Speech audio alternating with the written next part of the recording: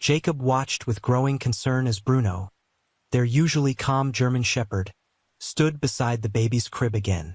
Evening had settled over their small house, and the same strange scene played out like it had every night for the past 2 weeks. Bruno's ears were up, his body stiff, and a low growl came from his throat. "I don't get it," Jacob said quietly to his wife, Laura, who stood in the doorway of the nursery. Bruno had been part of their family for 5 years, ever since they adopted him from the animal shelter. He was always a gentle soul, especially around neighborhood kids who often stopped to pet him during their evening walks. When they brought baby Ethan home from the hospital 3 months ago, Bruno was protective and kind. He would lie down quietly next to the crib during naps, his tail gently wagging whenever Ethan made a sound. But something changed 2 weeks ago. Now, every night without fail, Bruno would stand guard and growl. The spring nights were getting warmer, and Jacob had checked the nursery many times. The windows were always locked, the screens were fine, and there were no signs of mice or squirrels. Still, Bruno's behavior continued. He always focused on the same corner of the room, even when Ethan was fast asleep. Laura had suggested taking Bruno to the vet to see if something was wrong. Laura wondered if maybe Bruno was feeling anxious or uncomfortable, which could explain why he was acting this way. But when they took him to the vet, the checkup showed nothing unusual. Bruno was in perfect health for a German shepherd his age. The vet explained that sometimes German shepherds can sense things people can't, like strange sounds or changes in air pressure. Jacob spent hours watching Bruno's behavior closely. The growling didn't seem angry or dangerous. It felt more like a warning, just like how Bruno reacted when he heard odd noises outside. He never acted aggressive toward Ethan. In fact, Bruno stood like he was guarding the baby from something in that same corner of the room. "Maybe we should get someone to check the house," Laura said one night, after another evening of Bruno's strange behavior. "Remember last fall when he kept scratching at the kitchen wall? Turned out there was a leaky pipe behind it." She had a point. Bruno's instincts had been right before. The next day, while Jacob was changing Ethan's diaper, he noticed something that made him stop. There was a tiny draft coming from the same corner Bruno always watched. It was barely there, but it made the baby mobile spin just a little. Could that be what was bothering Bruno? German shepherds are known for being super sensitive to sounds and small changes. Their hearing can pick up things people can't. That night, as Jacob got ready for bed, he saw Bruno still standing watch by the crib. The German shepherd hadn't moved an inch. Jacob made up his mind. Tomorrow, he would call a home inspector to check the nursery from top to bottom. Something strange was definitely going on, and if Bruno was trying to warn them, Jacob wanted to know what it was. He reached down and gently patted Bruno's head. The German shepherd gave a small wag of his tail, though his eyes never moved from that corner. "Good boy," Jacob whispered, thankful for his loyal companion's dedication to keeping their family safe. Whatever was making Bruno uneasy, they would figure it out. Not just for peace of mind, but for Ethan's safety and Bruno's comfort too. The mystery would soon be solved. But for tonight, Jacob felt a little better knowing their faithful German shepherd was standing guard with such steady devotion. After all, German shepherds often notice things long before humans do, and Bruno had earned their trust many times before. The next morning, Jacob called a home inspection service right away. The earliest they could come was in 3 days. That felt like forever, considering how Bruno kept acting. Laura suggested they move Ethan's crib into their bedroom for now. But Jacob was worried that would only hide whatever problem Bruno was trying to point out. Throughout the day, Bruno's behavior followed a strange pattern Jacob hadn't noticed before. In the mornings, the German shepherd seemed calm in the nursery. He'd even nap in a sunny spot by the window. But as the afternoon came, his mood slowly changed. By 4 p.m., Bruno would start pacing between the nursery door and that same corner, his anxiety growing as evening approached. Jacob worked from home that day, setting up his paperwork on a small desk near the nursery. He began taking detailed notes about Bruno's behavior, hoping to figure out what was triggering it. The draft he had felt earlier seemed stronger during certain times, especially when the afternoon sun heated the outside wall. Since the house was old, Jacob wondered if there were hidden problems that got worse with temperature changes. Laura came home from her teaching job at the usual time, carrying a small notebook filled with questions she had written for the home inspector. She had also spoken with their elderly neighbor, Margaret, who had lived next door for over 40 years. Margaret mentioned that during the last big storm, she saw water stains on the wall that backed up to Ethan's nursery. That evening, while Bruno stood guard by the crib as usual, Jacob brought in a step ladder to check the corner more closely. The German Shepherd watched carefully but didn't leave his post. Using a flashlight, Jacob saw thin cracks in the ceiling paint, spreading like spiderwebs from the corner. When he pressed his hand against the wall, he felt a faint vibration. It was barely there, but it was real. Meanwhile, baby Ethan slept peacefully, his small chest rising and falling with each breath. The baby mobile above Ethan's crib spun slowly in the soft draft, casting moving shadows on the walls. Jacob noticed that Bruno's eyes followed the shadows, but his focus always returned to that same corner. His growl grew deeper every time the vibration seemed to get stronger. That night, Laura sat on the couch with her tablet, speaking softly as she searched for answers. "It could be anything," she whispered. "A loose pipe or the house settling. But what really worries me is why Bruno only reacts in the evenings. Something must change when the house cools down." They decided to take turns staying up to watch for anything unusual. During Jacob's shift around midnight, he noticed something strange. The draft felt stronger, and with it came a soft noise. It wasn't quite a whistle, more like a faint rushing sound coming from inside the wall. Bruno's ears twitched at every new sound, his low growl staying steady and protective. Jacob picked up Ethan and gently walked around the nursery, keeping him close. As he neared the corner, Bruno stood and moved with them, placing himself between them and the wall. The German Shepherd wasn't being aggressive. If anything, he seemed even more protective, like he was ready to defend them from something hidden. After settling Ethan back into his crib, Jacob felt thankful for Bruno's loyalty. German Shepherds had sharp senses, far beyond what humans could detect. Bruno was clearly trying to warn them. He couldn't wait for the home inspector to arrive. But until then, Jacob found comfort in knowing their trusted companion was keeping watch. Bruno's devotion to protecting Ethan never wavered. Later that night, as Jacob went to bed, he glanced at Bruno, still at his usual spot by the crib. He couldn't shake the feeling that something important was about to be revealed. Whatever it was, Jacob was glad Bruno was there to sense it, before it became dangerous. Sometimes, he thought, it takes an animal's instincts to reveal what human senses miss. The home inspector arrived early Thursday morning. As he stepped into the nursery, he noticed Bruno immediately. "German Shepherds can be better than any tool we've got," the inspector said, placing his tool bag down. "They can hear sounds inside walls that even our machines can't catch, like water moving or wood shifting under pressure." Jacob explained Bruno's behavior, while Laura stood nearby holding Ethan. The inspector listened carefully and then started his examination. He checked the walls, took basic measurements, and made sure the floors were level. When he reached the corner Bruno had been watching for weeks, his level tool showed a slight but noticeable tilt. "This is interesting," the inspector said, pressing his hand against the wall. He pulled out a moisture meter and ran it along the surface. The device's reading jumped up sharply right near the area where Bruno had been staring. "There's definitely a lot of moisture here," he confirmed. Then he pointed his flashlight at the baseboards, showing a thin, dark line that was hard to see at first glance. Bruno stayed close during the entire inspection, his eyes locked on the corner. When the inspector tapped the wall, the German Shepherd's ears shot up, and a soft whine escaped his throat. It wasn't like his usual growl. It was sharper, more urgent, as if he was saying, "Finally, someone else notices." The inspection continued, and things became more serious. The inspector found damage to the outer brick wall. The gutter above it wasn't working right, so during heavy rain, water had been leaking into the wall instead of draining away.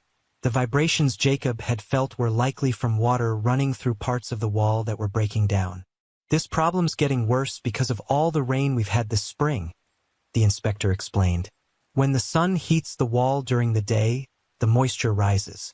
Then, in the evening, as things cool, the water condenses and runs back down. That's probably what your German Shepherd has been hearing. Laura hugged Ethan a little tighter. Her face showed a mix of relief for finally understanding what was going on, and worry about what it all meant. The inspector kept working, snapping photos and writing notes. He eventually found more damage under the house in the crawl space. The moisture was starting to weaken the support beams. If this had gone unnoticed for a few more months, you could have had some serious structural issues, he said firmly. The water damage would have spread, possibly making that whole corner of the house unsafe. He looked down at Bruno. Your German Shepherd probably saved you from a much bigger problem. Jacob knelt and gently patted Bruno's head. For the first time in weeks, the German Shepherd seemed to relax a little, now that someone else finally understood what he had been trying to warn them about. The inspector recommended that repairs begin right away. While the situation was serious, he said it could be fully fixed with the right work. He gave them a detailed report and a list of trusted contractors who could repair both the outside water problems and the damage inside the house.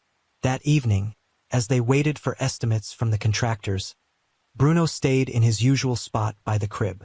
But this time, something had changed. His growls were quieter, calmer, almost like he knew help was finally on the way. Jacob and Laura moved Ethan's crib into their bedroom, just as the inspector had suggested, until the repairs could be finished. As Jacob watched Bruno adjust to the new sleeping setup, following them into the room and giving one last look toward the nursery corner, he felt deeply thankful for the German Shepherd's persistence. Bruno had sensed a serious problem long before any human could, and his protective instincts may have stopped something dangerous from happening. Laura sat on their bed, gently rocking Ethan in her arms. "We should get Bruno something special," she said with a smile, watching the German Shepherd curl up on his bed near them. "He tried so hard to warn us, and we finally listened." Jacob nodded. He thought about all the times throughout history when German Shepherds had protected their families in ways people didn't fully understand. The following week, the contractor began work. What they found made Jacob's heart race. Once the wall was opened, it was clear the water damage was worse than expected. The wooden support beam running through that corner had rotted badly. Parts of the wall were also filled with mold. The contractor explained that the vibrations Bruno had been hearing were probably from the beam shifting under the weight of the house. "Your German Shepherd wasn't just warning you about water," the contractor said, shaking his head in disbelief. "That beam could have collapsed at any moment. Old houses hide their problems until it's almost too late." Jacob watched the workers carefully document the damage. He thought about all the nights Bruno had stood guard, sensing the danger behind that wall. Laura took some time off from teaching to stay home during the repairs, while Jacob worked. She noticed how Bruno's behavior changed during the process. Instead of growling in the evenings, he now calmly followed the contractors around. He watched them closely, especially when they got near the corner. The workers started calling him their four-legged supervisor. They were amazed at how Bruno perked up every time they approached the problem area. The local vet, who had checked Bruno weeks earlier, stopped by to see how he was doing. She explained that German Shepherds can hear sounds and feel vibrations humans can't. "He wasn't just hearing water or wood creaking," she said. "He was probably sensing that the entire structure was unstable." German Shepherds are incredibly sensitive to anything unusual in their environment. As the repairs continued, Jacob and Laura learned that several other houses in their neighborhood had similar issues, but none had been caught as early as theirs. After hearing about their experience, Margaret had her house inspected too. She discovered the same kind of water damage starting to form in her walls. The contractor explained that the unusual weather patterns had affected many homes in the area that spring. One evening, as Jacob watched the sunset through the plastic sheeting that now covered the nursery wall, he noticed Bruno acting differently. Instead of standing alert and growling, the German Shepherd lay calmly on his bed, watching the workers clean up for the day. His relaxed posture told Jacob everything. Bruno finally sensed the danger was going away. The repairs took 2 weeks to finish. During that time, Ethan continued to sleep in Jacob and Laura's room. Bruno adjusted well to the change, although he still checked the nursery regularly. He'd walk in, sniff around the construction site, and seem to give his quiet approval. The workers even joked that Bruno was their best quality control inspector. Jacob began sharing their story with other parents at the park. He always ended with the same advice: pay attention to your pets. Animals sense things we can't. Sometimes their strange behavior isn't strange at all. They're trying to tell us something important. The local veterinary clinic heard about Bruno's story and invited Jacob to speak at a pet owner's workshop. Laura helped him put together a simple presentation. She included pictures of the wall damage and Bruno's watchful behavior. Their goal was to help families understand just how important it is to take their pets' warnings seriously. As the repairs neared completion, Jacob thought about how close they had come to disaster. If Bruno hadn't been so persistent, if they had ignored his growls or assumed it was just jealousy or anxiety, the outcome could have been much worse. The contractor assured them the new support beam and waterproofing systems would prevent anything like this from happening again. Bruno received lots of praise and treats, though he seemed happiest just keeping an eye on Ethan, as always. His evening growls were gone, replaced with peaceful naps near the freshly repaired wall. Jacob often found himself standing quietly in the nursery doorway, grateful for the bond between his son and their protective companion. Finally, the day arrived to move Ethan's crib back into the nursery. The walls had been repainted in soft yellow. The windows were resealed, the baseboards replaced, and extra waterproofing had been added to the outside walls. The gutter system was upgraded too. Most importantly, the dangerous, rotted beam had been replaced with a strong, new support. Jacob and Laura watched nervously as Bruno entered the finished room. He made his usual patrol, sniffing along the baseboards. He paused at the corner that had worried him for so long. Then, after a long look around, the German Shepherd calmly flopped down in his favorite sunny spot by the window. No growls, no signs of distress. His calm behavior was the final sign they needed. That evening, they placed Ethan in his crib for the first time in weeks. The room felt different now, strong, peaceful, and safe. The draft that once spun the baby mobile was gone, and Bruno returned to his quiet post near the crib, no longer on alert, just resting, content, and still watching over the boy he had protected all along. But instead of standing alert and growling, Bruno now dozed peacefully, only lifting his head once in a while to check on Ethan before resting again. The local newspaper featured a small article about their experience in the home and garden section. It focused on the importance of home maintenance and how pet behavior can sometimes be an early warning sign. They kept a photo of Bruno from the article framed on the nursery wall, a reminder of the lucky discovery that may have saved them. The contractor even began asking his new clients if their pets had acted strangely around any part of the house. He now believed animals could sense trouble before humans ever noticed. As spring turned into summer, life returned to normal. Bruno's protective nature stayed strong, but it now showed in softer ways. He would quietly place himself between Ethan and delivery drivers at the front door. He barked gently to let Laura and Jacob know when the baby woke from his naps. The evening growls never returned, though Bruno kept his habit of walking the house after every heavy rain, especially near the nursery.